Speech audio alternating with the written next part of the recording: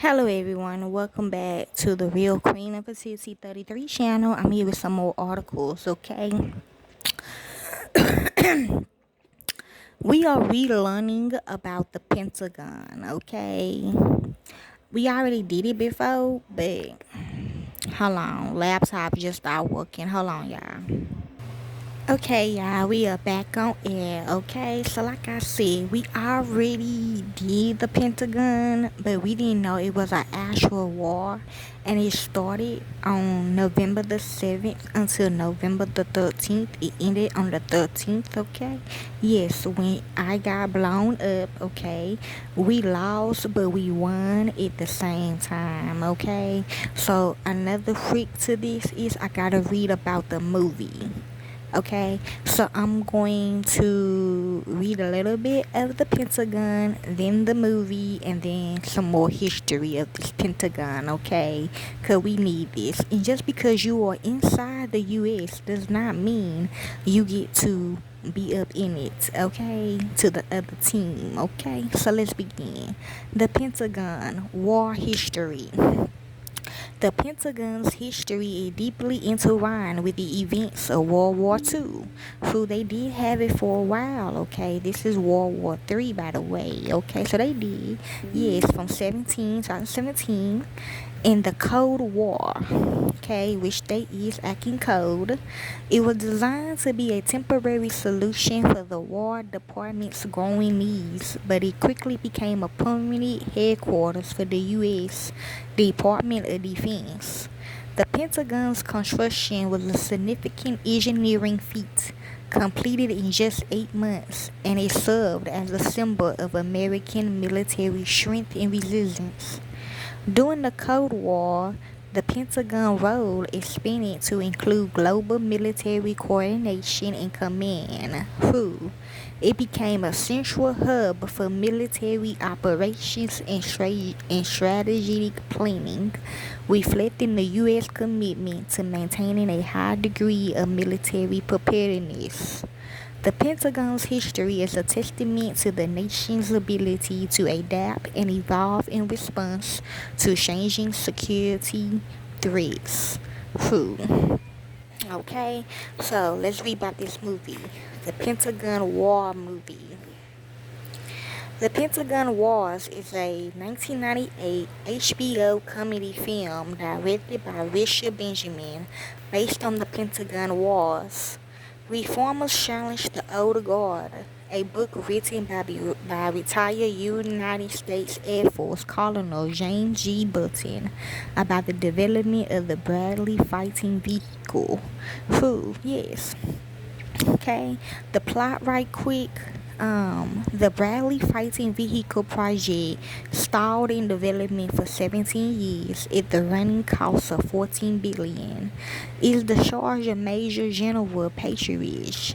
To curtail further excessive Pentagon spending, Congress appoints U.S. Air Force Lieutenant Colonel James Button, A.M., to observe the Bradley's field development in Texas, which they did.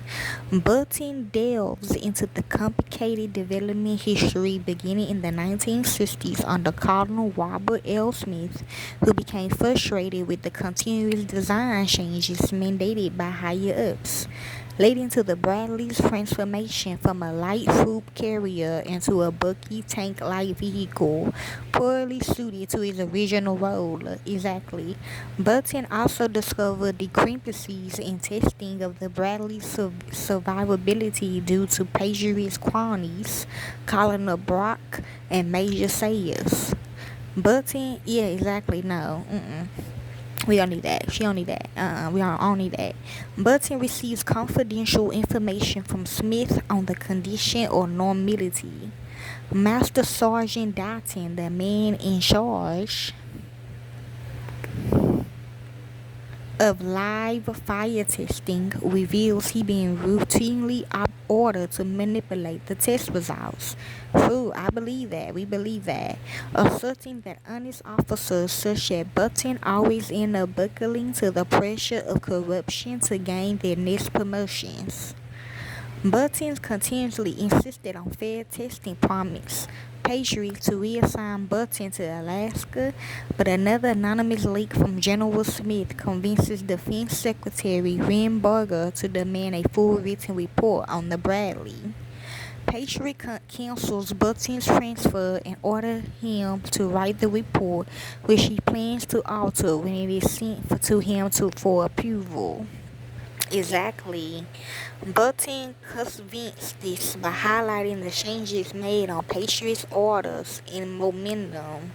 Yes, that's why we got the means of her to do it, which leads to the press and instigates a hearing before the House Armed Services Committee, but they don't mind. Patriot is humiliated at the hearing, and the committee chairwoman ordered the tests. Button had demanded go ahead. Button reminds the soldiers performing the survivability tests that despite Patriot's order to manipulate the tests, their real responsibility is to their fellow soldiers whose lives depend on honest testing. Exactly. Which they've been doing, that's good. Patriot is humiliated with the live fire testing results and the complete destruction of the vehicle. Dawson and his men admit they were swayed by Button's sincerity and integrity. A postscript explains the Bradley was intensively redesigned in response to Button's demands, significantly reducing casualties during its use in the Gulf War. Most of the officials involved in the Bradley development earned promotions and high-paying jobs, while Button was forced to retire. Okay? Now more on the Pentagon, okay, again. So, the how it looks.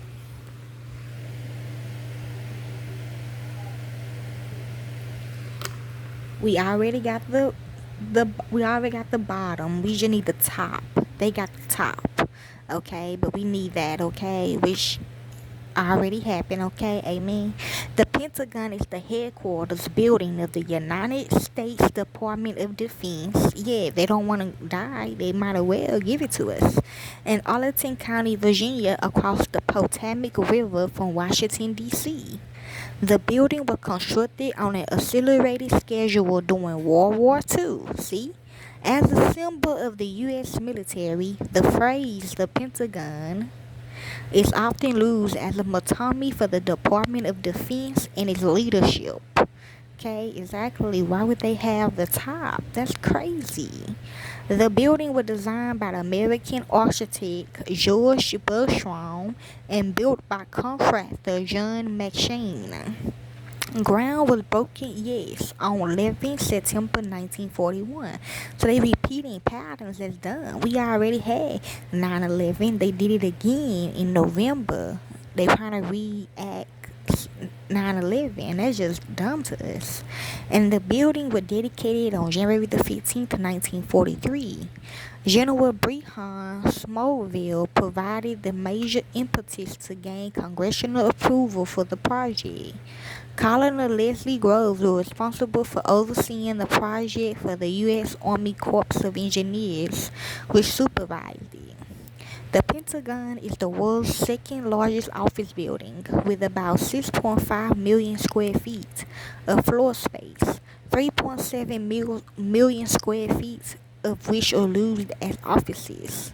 It has 5 sizes, 5 floors above ground, 2 basement levels, and 5 ring corridors per floor, with a total of 17.5 millimeters of corridors, with a central 5 acres Pentagon Plaza of corridors.